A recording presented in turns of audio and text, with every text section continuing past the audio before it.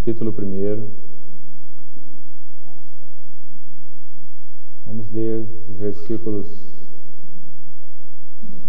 10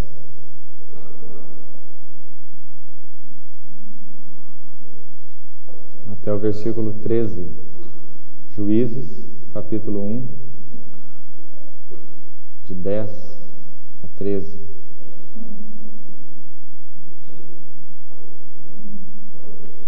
Partiu Judá contra os cananeus que habitavam em Hebrom, cujo nome outrora era Quiriate Arba, e feriram a Sesai, a Aimã e a Talmai. Dali partiu contra os moradores de Debir, e era dantes o nome de Debir, Quiriate Sefer. Disse Calebe: a quem derrotar a Quiriate Sefer e a tomar, darei minha filha Axa por mulher. Tomou-a, pois, Otniel, filho de Kenaz, o irmão de Calebe, mais novo do que ele. E Calebe lhe deu sua filha Axa por mulher. Ainda no capítulo 3, versículos de 7 a 11. Capítulo 3, de 7 a 11. Os filhos de Israel fizeram o que era mal perante o Senhor, e se esqueceram do Senhor seu Deus, e renderam culto aos Baalins e ao poste ídolo. Então a ira do Senhor se acendeu contra Israel, e ele os entregou nas mãos de Cusã-Risataim, rei da Mesopotâmia. E os filhos de Israel serviram a Cusã-Risataim 8 anos. Clamaram ao Senhor os filhos de Israel, e o Senhor lhes suscitou o libertador, que os libertou, a Otniel, filho de Kenaz, que era irmão de Calebe e mais novo do que ele. Veio sobre ele o Espírito do Senhor, e ele julgou a Israel. Saiu a peleja, e o Senhor lhe entregou nas mãos a Cusã-Risataim, rei da Mesopotâmia, contra o qual ele prevaleceu. Então a terra ficou em paz durante 40 anos. Otniel, filho de Kenaz, faleceu. Pai, desejo dos nossos corações nessa hora é estarmos assentados aos teus pés. Te pedimos que o Senhor possa usar-se da tua palavra, resumindo a nossa vida em ti mesmo, nosso coração, mente, desejos. Obrigado, Senhor, porque estamos de pé, reunidos aqui essa noite, apenas pela Tua misericórdia e graça, apenas pelo Teu perdão e pelo valor do Teu precioso sangue. Obrigado porque o Senhor, com imensa graça, tem se revelado a nós como aquele que está unido conosco em uma eterna aliança. E nós desejamos, Senhor, te ver com mais clareza e os teus desejos para conosco, através do compartilhar da tua palavra. Desejamos que o Senhor a use nas nossas vidas com poder transformador. Abre o nosso entendimento nessa hora, Senhor, para vermos o Espírito da tua palavra. Pedimos em nome de Jesus. Amém. Irmãos, na última reunião nós concluímos a visão panorâmica que nós fizemos do livro de Juízes. E nós dissemos para os irmãos que o livro de Juízes se divide em 6 episódios centrais, até o capítulo 16. Na verdade, desses 6 episódios, o povo esteve sujeito a 5 cativeiros. E eles são colocados por ordem até o capítulo 16 de Juízes, iniciando exatamente aqui no capítulo 3, onde nós estamos. E a ordem é a seguinte: o povo de Israel passou por cativeiro a Mesopotâmia. Hoje nós vamos falar um pouco sobre ele, o que significa isso espiritualmente, através desse Cusã-Risataim, o nome desse rei, e foi libertado por Otniel, que foi o primeiro juiz, né? Texto que nós vemos. Depois eles foram sujeitos a um outro povo, agora não mais a Mesopotâmia, mas os Moabitas, Moabe. Está descrito a partir do verso 12 desse capítulo 3 mesmo, será assunto de outra reunião. O Senhor os sujeitou a Eglon, e eles foram libertos por Eude, que foi o segundo juiz. Esse cativeiro fala da nossa sujeição à carne, enquanto o primeiro, que nós vamos estudar hoje, fala da nossa sujeição ao mundo. A Mesopotâmia é uma figura do mundo na palavra de Deus, e os Moabitas são uma figura da carne. O terceiro cativeiro, descrito no capítulo 4, ao rei de Canaã, chamado Jabim. Canaã aponta também para a carne, mas num sentido especial, no sentido mais baixo da carne, digamos assim, no sentido das suas cobiças e paixões. É a tipologia de Canaã. E eles foram libertados por Débora e Baraque. Depois nós temos o cativeiro ao quarto povo, aos midianitas, capítulo 6. Eles foram libertos por Gideão e os seus 300 homens, no capítulo 3. Os midianitas foram então o quarto povo que sujeitou Israel a cativeiro. E é um cativeiro na tipologia muito interessante, porque eles não eram sitiadores, eles não tomavam Israel e oprimiam Israel durante um período de tempo. Eles eram invasores. Eles deixavam o povo se desenvolver normalmente, plantando, e quando chegava na época da colheita de todo o fruto da terra, os midianitas, diz a palavra, vinham em bandos como gafanhotos, entravam em Israel e saqueavam tudo e voltavam para sua terra. Então o quarto cativeiro aos midianitas tipifica tudo aquilo que tira o nosso deleite de Cristo, seja legítimo, seja ilegítimo. E o quinto cativeiro, finalmente, é um cativeiro aos filisteus. Foi um cativeiro muito longo, sobre o qual o povo de Israel foi submetido. E eles foram libertados, de certa forma, durante um período, por Sansão. Mas não foi uma vitória final. Eles foram libertados, na verdade, dos filisteus só com Davi. Os irmãos se lembram que Davi enfrenta o príncipe um dos príncipes dos filisteus, não é? Dos guerreiros dos filisteus, Golias, na época de Davi, muito depois.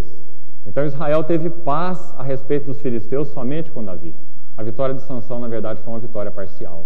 E isso é muito interessante, esse quinto cativeiro. Porque os filisteus tipificam, por excelência, o nosso eu.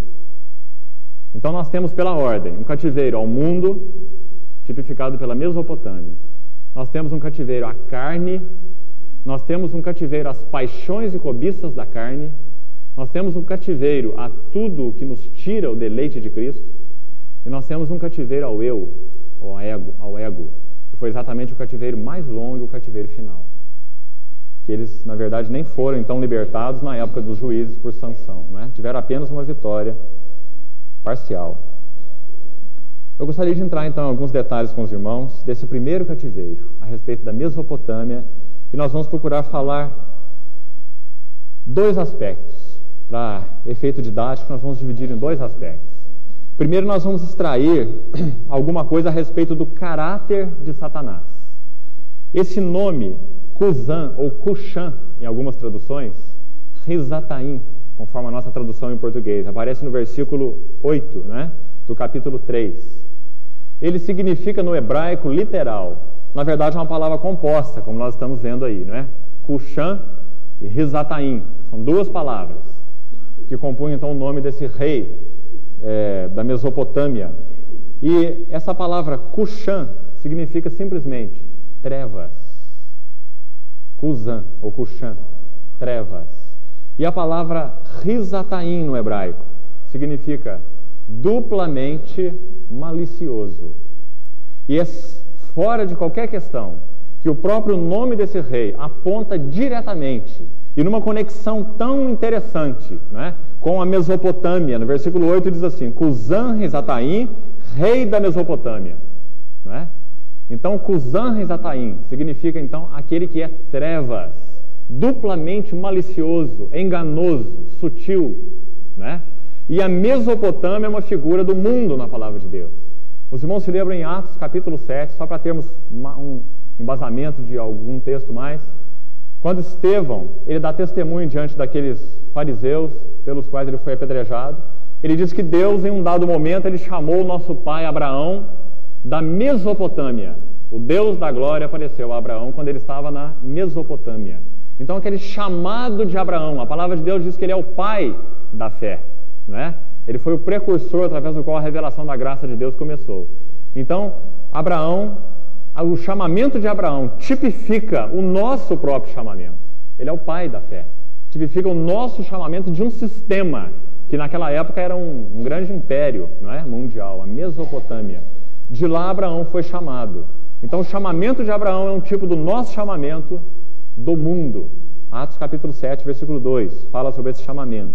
Então quando nós lemos esse texto de Juízes, capítulo 3, versículo 8, é muito significativa essa junção do nome desse rei com o seu próprio reino, não é? Cuxã-Risataim, rei da Mesopotâmia. Eu queria que os irmãos traduzissem isso para a linguagem do Novo Testamento. Na linguagem do Novo Testamento nós diríamos assim: Satanás, o príncipe do mundo.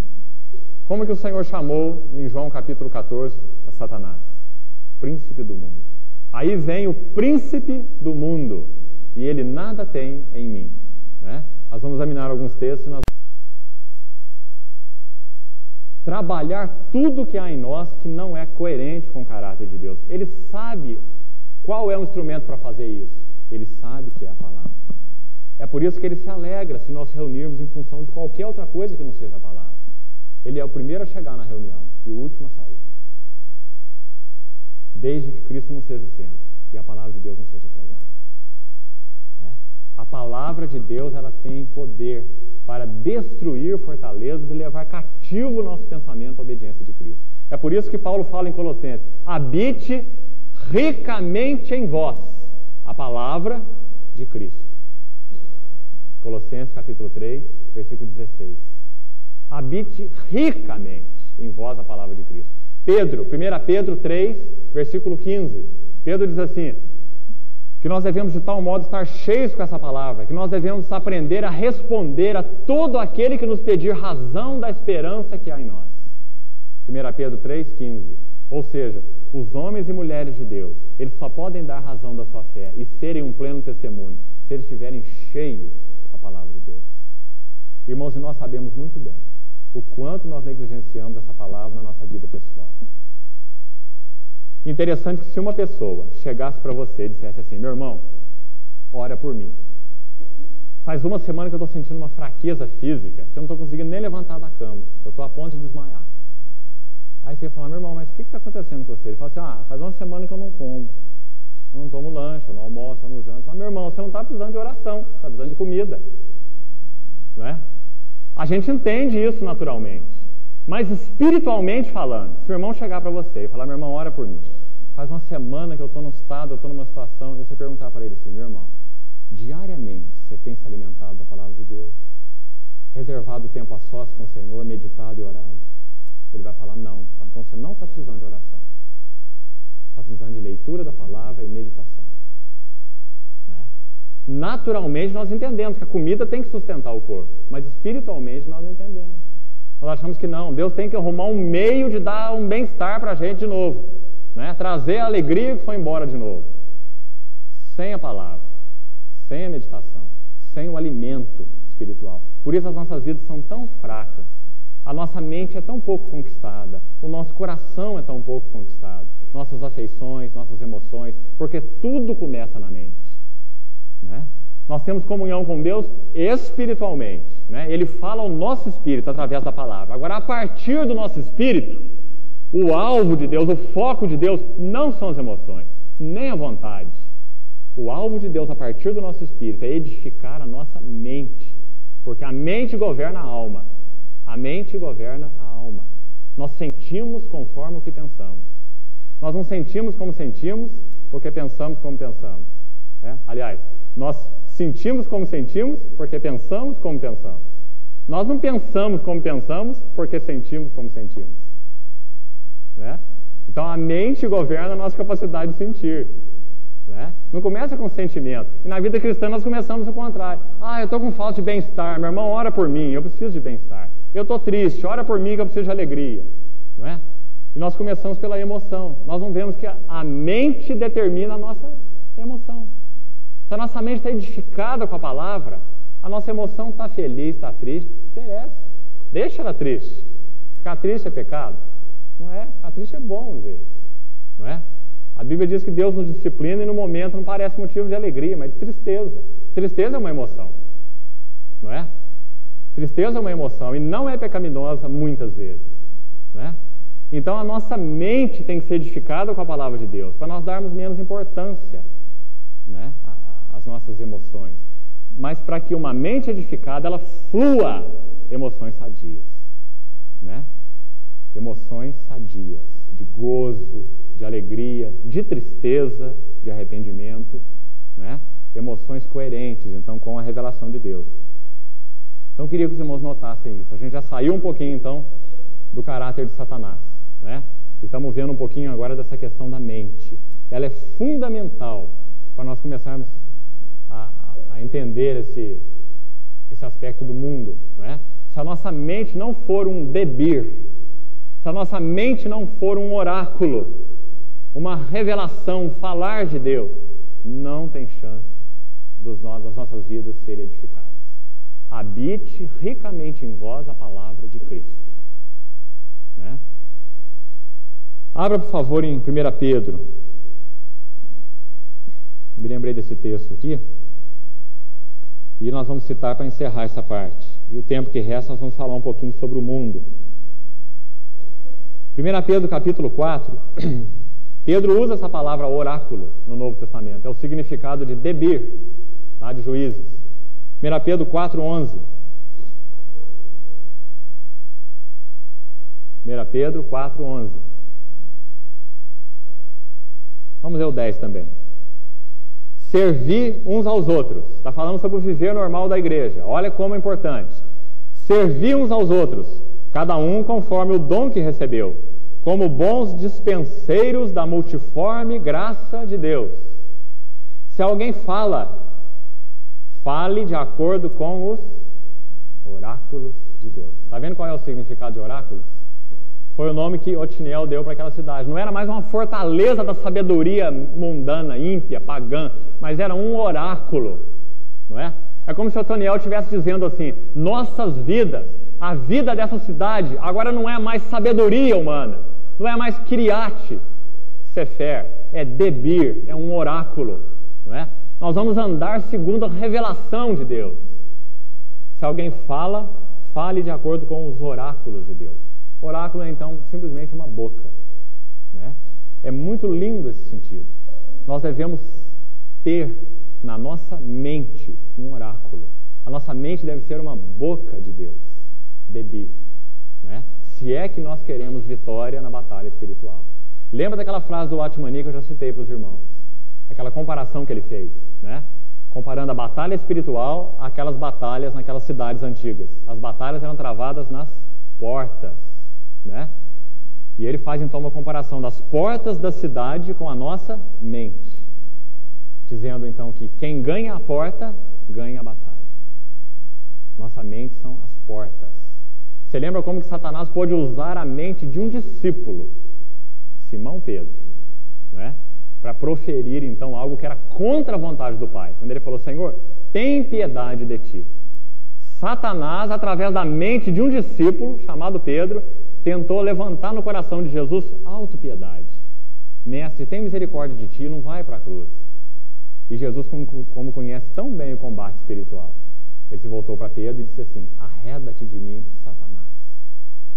Ele estava repreendendo o próprio Satanás. Na verdade, ele estava tendo um contato direto com a sugestão de Satanás através da mente de Pedro. Então ele disse: arreda-te de mim, Satanás. Os teus pensamentos não são os pensamentos de Deus, são dos homens. Por que Jesus pôde falar isso?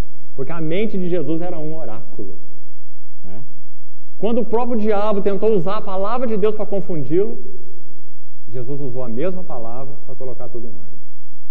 Quando o diabo vê, está escrito, está escrito, está escrito, se a nossa mente não estiver edificada com a revelação de Deus, até a Bíblia o diabo pode usar para não confundir. E ele faz isso bem, ele é hábil.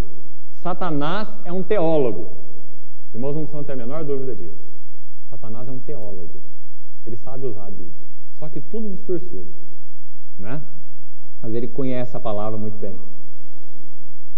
Agora, nós temos só mais alguns minutos. Eu queria passar uns textos para os irmãos a respeito, então, do mundo. Nós, na próxima reunião, já vamos entrar no segundo juiz, né? A respeito de Eude. Vamos abrir alguns textos juntos a respeito do mundo. E a gente vai lendo e compartilhando alguma coisa. 1 João, capítulo 2. João, dos escritores bíblicos, foi o que mais falou a respeito do mundo. É o que mais usa essa palavra mundo. No original grego, né? Cosmos, de onde vem a palavra cosmético, né? Que significa um enfeite, um adorno. Cosmos é a palavra usada para mundo. Então, cosmos fala de um sistema enfeitado. E é claro, um enfeite serve para atrair. Não tem outra finalidade, né? Então é importante os irmãos saberem o sentido dessa palavra mundo. Quando o Senhor Jesus falou, esse mundo já está julgado, não sois do mundo, eu vos escolhi do mundo, Ele está dizendo que Ele nos tirou de um sistema enfeitado, sedutor, altamente preparado para nos enganar, né? Para nos conquistar. Então, 1 João capítulo 2, ele diz assim, 2,15: Não ameis o mundo, nem as coisas que há no mundo. Se alguém amar o mundo, os irmãos vejam que é uma questão de coração, de devoção, de amor, né? Se alguém amar o mundo, o amor do Pai não está nele. Porque tudo que há no mundo, a concupiscência da carne, a concupiscência dos olhos, a soberba da vida, não procede do Pai, mas procede do mundo. Ora, o mundo passa, bem como a sua concupiscência. Aquele, porém, que faz a vontade de Deus, permanece eternamente. 5 vezes nesse texto ele usa a palavra mundo, né? Existem muitos outros textos de João. Estou só selecionando alguns para os irmãos verem a preocupação de João com a questão mundo. Capítulo 4, capítulo 4 de 1 João mesmo. Olha no versículo 4, por exemplo. Filhinhos, vós sois de Deus e tendes vencido os falsos profetas, porque maior é aquele que está em vós do que aquele que está no mundo. Presta atenção na separação que João faz. Tão clara é a visão bíblica que o mundo é uma esfera espiritual, né? Que João faz essa separação. Vocês não são do mundo. Vocês hoje são filhos, estão em Cristo. Só que, estando em Cristo, vocês estão em Cristo no mundo, imersos no mundo, rodeados pelo mundo, tocando o mundo, todo o tempo, né? Então ele diz assim, vós sois de Deus e tendes vencido os falsos profetas, porque maior é aquele que está em vós do que aquele que está no mundo. Eles procedem do mundo. Os irmãos veem que o mundo é uma esfera completa, né? O mundo tem os seus profetas, o mundo tem os seus governadores. Lembra quando o Senhor falou sobre isso com os discípulos, né? Os maiorais no mundo exercem autoridade sobre eles, mas no meu reino não é assim. O maior entre vós será o vosso servo. E aquele que quiser ser o primeiro será o último, né? O último será o primeiro. O grande é o que serve. É exatamente o oposto do sistema do mundo, não é? Mas esse texto mostra que o mundo ele é altamente organizado, né? Ele tem os seus profetas, os seus porta-vozes, né? Eles procedem do mundo, por essa razão falam da parte do mundo e o mundo os ouve. Olha que separação que João faz. Na mente de João é tão claro, né? Ele está dizendo, olha, esses que falam da parte do mundo, eles falam para o mundo, e o mundo vai os ouvir. Não importa se o mundo estiver dentro da igreja. Se um falso profeta pregar na igreja e 50% dos cristãos ouvirem, não é porque eles estão dentro de um ambiente que nós chamamos de igreja que eles estão preservados. Se eles não são do Senhor, eles vão ouvir a voz do mundo, do porta-voz do mundo, e vão segui-lo, não é? O mundo tem os seus profetas, né? Agora, existem alguns textos no Evangelho agora que eu queria ler rapidamente com os irmãos também. João, Evangelho, capítulo 12. João, capítulo 12, versículo 31. Irmãos, esse versículo é muito importante aqui nesse contexto. Diz assim, olha: chegou o momento de ser julgado este mundo. e agora o seu príncipe será expulso. Queria que você notasse isso aqui. Jesus está ali às portas da cruz, não é? De ser entregue, de morrer, e ele diz assim: chegou o momento de ser julgado este mundo. Irmãos, vem o peso dessa palavra. Ele está dizendo que todo esse sistema enfeitado para nos atrair, nos seduzir, ele seria julgado ali, naquela hora, na cruz. O seu príncipe será expulso. Então, o que está acontecendo conosco? Nós estamos vivendo depois de todo esse juízo. Nós estamos tocando coisas julgadas. E isso é importante nós entendermos. Nós estamos tocando coisas julgadas. E nós precisamos ter um cuidado imenso com o nosso relacionamento com essas coisas. Lembrem de Juízes. Aquele rei, simbolizando então a pessoa de Satanás, daquele império, Mesopotâmia, simbolizando o mundo, ele escravizou o povo de Deus por 8 anos. Escravizou o povo de Deus por 8 anos. Né? Chegou o momento de ser julgado este mundo, e o seu príncipe será expulso. No capítulo 14 de João, versículo 30. João 14, 30. Já não falarei muito convosco, porque aí vem o príncipe do mundo. Agora presta atenção no resto do versículo. O que Jesus falou? E ele, o príncipe do mundo, nada tem em mim. Nós podemos dizer que Satanás ele passava fome na vida de Jesus. Não tinha nenhum alimento para ele. Na nossa, muitas vezes, ele passa bem. Né? Ele pode se alimentar de muitos aspectos de mundanismo na nossa vida. Mas na vida de Jesus, ele passava fome. Jesus diz, na minha vida, ele não tem nada. Nada. Ele nada tem em mim. Né? Agora, esse Senhor, irmãos, é o Senhor que nos resgatou. E que disse que vai nos apresentar a Ele mesmo uma igreja gloriosa. Como Ele é glorioso. Sem mácula, nem ruga, santa e sem defeito. Né? Então nós vemos o desejo de Deus, então, de usar a sua palavra e nos desarraigar do mundo. Desarraigar o mundo de nós. Né? Último texto que eu queria ler para os irmãos, para a gente encerrar. 1 Coríntios. 1 Coríntios, capítulo 7.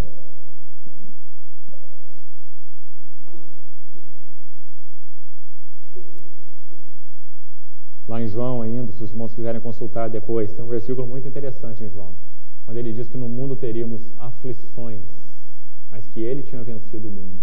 Né? Então ele mostra ali a capacidade de, através do mundo, a nossa vida, a nossa alma ser afligida.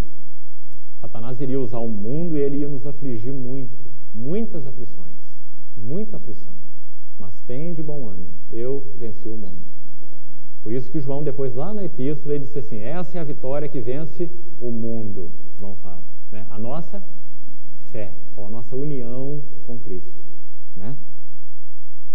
1 Coríntios, texto para nós encerrarmos, 1 Coríntios 7, versículo 29 até 31.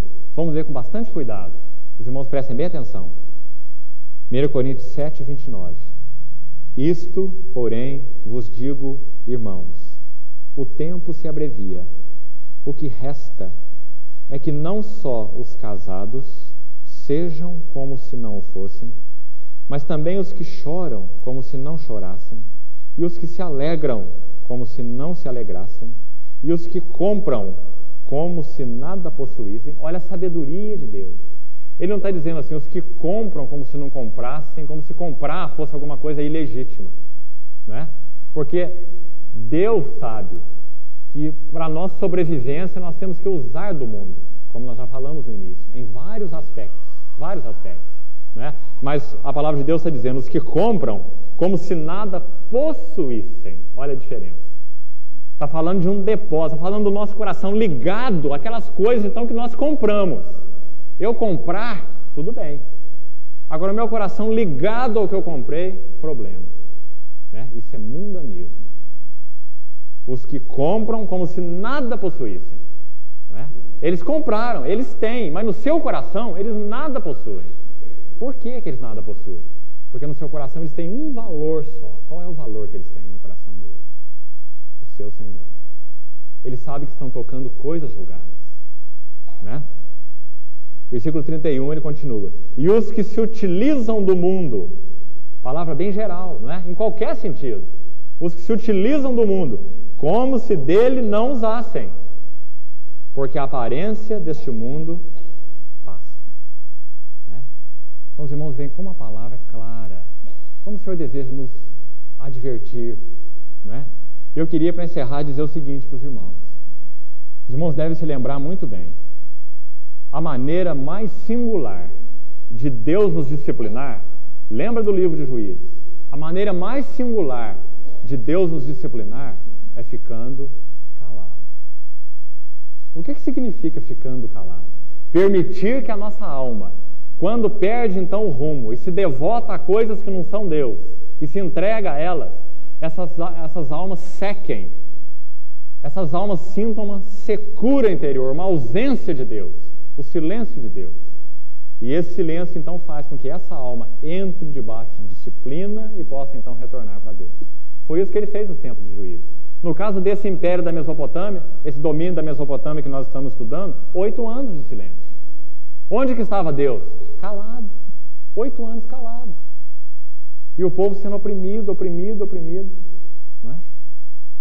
Por esse imperador idólatra. 8 anos o Senhor calado. No dado momento, dentro da sabedoria dele, ele levanta o libertador, Otoniel. Então resgata o povo de novo para a visão de Deus. Isso aconteceu todas as vezes. Né? Então, irmãos, se nós, nas nossas vidas, temos tocado o mundo com um discernimento interior de ilegitimidade, nós devemos levar isso diante do Senhor. Porque tocar o mundo de forma ilegítima pode nos conduzir a um cativeiro muito sério. Muito sério. E levar a nossa alma a um desastre muito grande. Então nós devemos buscar sensibilidade espiritual. Senhor, mostra de uma forma mais precisa para mim como que eu me relaciono com dinheiro. Senhor, revela para mim até que ponto eu sinto segurança no que eu possuo. Senhor, de que maneira eu lido com a questão trabalho? O que trabalho significa para mim? Você tem que fazer essas perguntas. Né? Senão nossa vida nunca pode ser examinada nessas questões. Nós somos como Tozer já disse uma vez, né? Nós passamos como crianças apressadas pelos corredores do reino sem saber o real valor de nada. Né? E queremos chegar a algum lugar. É impossível. Né?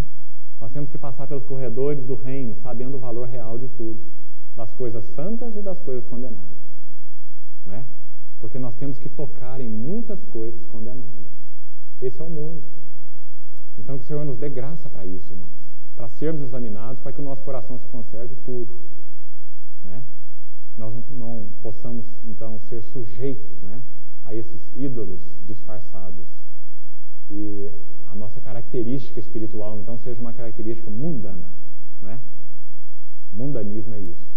É uma escravidão a coisas normalmente legítimas, não depravadas. Uma vida escrava de questões depravadas é uma vida, como costumamos chamar de carnal. Não é? Uma vida escrava de coisas legítimas é uma vida mundana. Não é? Escravo de posses, de trabalho, de dinheiro, de cultura, de seja do que for. Né? De esportes. O mundo tem tantas coisas, né, para cativar o nosso coração. O Senhor nos dê capacidade nele de sermos sondados. Amém. Vamos orar.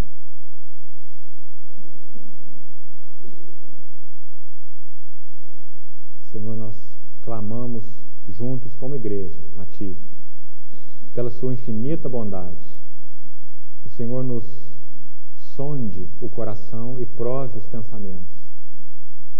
Nós temos necessidade, Senhor, de sermos perscrutados por Ti, porque grande foi o nosso desvio, grande é a nossa corrupção. Nós pedimos que o Senhor esclareça para nós, Senhor, o mundo como ele é. Que o Senhor nos dê capacidade em Ti de termos tanto discernimento espiritual quanto sensibilidade espiritual, para nós podermos conviver, Senhor, e tocar este mundo julgado com um coração preservado, com um coração puro. Ajuda-nos, Senhor, a não nos submetermos a um cativeiro mundano em nenhum aspecto. Ajuda-nos, Senhor, a desenvolvermos um coração de amor para com o Senhor, para que o amor do Pai nos livre do amor ao mundo. Nós sabemos que essas duas coisas não podem andar juntas, Senhor. E nós desejamos que o Teu amor triunfe nas nossas vidas. Leva-nos a Ti, a Tua palavra, a meditação, a oração, a vida unida, a vida de comunhão, para que nós sejamos preservados de tantas ciladas, de tantas estratégias. Nós te pedimos, Senhor, porque é para a Tua própria glória, porque há um desejo no Teu coração de apresentar para Ti uma igreja gloriosa. E nós sabemos que o Senhor nos escolheu como esse povo do Seu coração. Pedimos que o Senhor complete essa obra em nós, livremente, em nome de Jesus. Amém, Senhor.